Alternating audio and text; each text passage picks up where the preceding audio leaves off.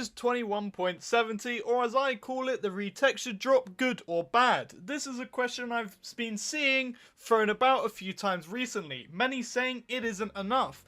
Even I said when it was first announced that it was complete shit, but in my opinion, they've proved me wrong. The first thing we must do is break down what they've actually added in the retexture drop. New pigs, new cows, new chickens, firefly bushes, cactus flowers, loot glitter, wait no that's not right, leaf litter, dry grass, new sounds in the desert, leaf effects in all trees, and the best change of them all, the dramatically better spawn eggs. But now we have what they've added. The best way to judge all of this is, does it first serve a purpose, and second, does it have an end goal? Unlike the goofy update that is the Garden Awakens. And how well does it follow that plan? Well, I look at what's been added and I can quite easily figure out this drop's goal is to differentiate similar biomes, for example the savanna and the plains biomes.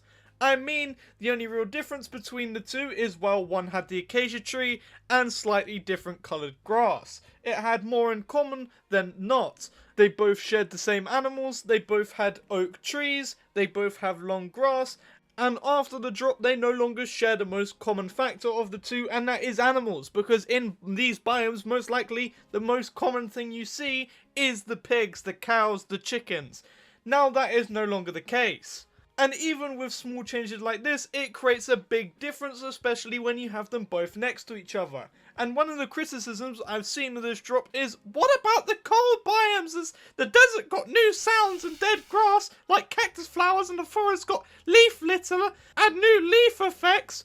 So what about the ice biomes, like the ice peaks? Well, I would say the cold biomes are probably the most different biomes in the entire game. I mean, if you had a plains biome and an ice peaks biome next to each other, you're not going to get them confused. They look completely different.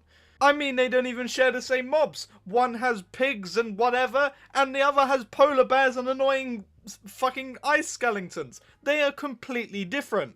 Unlike before, if you had two grass biomes, they kind of merged together because they both share the exact same mobs, practically near enough the same trees, and well, they both share grass, but they're slightly different colours.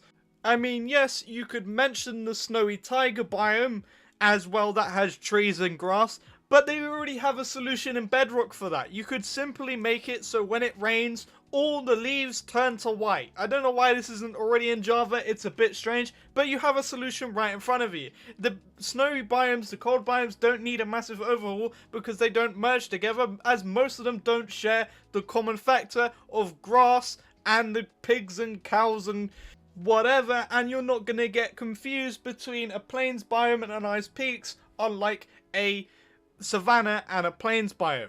So I think that's why it's been left alone, because we have to remember there's a time scale of 3 months.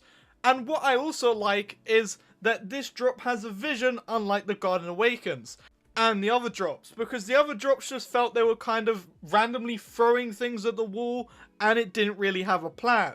Whereas with this, they did. It had a vision of making a difference between similar biomes, and they did it really well. Meanwhile, they also bring great quality of life changes like the mob eggs. I mean, I saw a few people saying the old ones were iconic. Yeah, they were, but I'm sorry, this was a complete mess, and if you compare these two, it's literally a nuclear bomb versus a coughing baby. But I think this is the better side of what these drops could be. I think there should always be a plan with these drops and not smack everything we can in like the last couple. Whereas this actually seems like they're trying to achieve something, but I want to hear your opinion, so comment that down in the comment section down below. And if you enjoyed this video, leave a like, and if you want to see future content like this, then consider subscribing. But thank you for watching, and goodbye.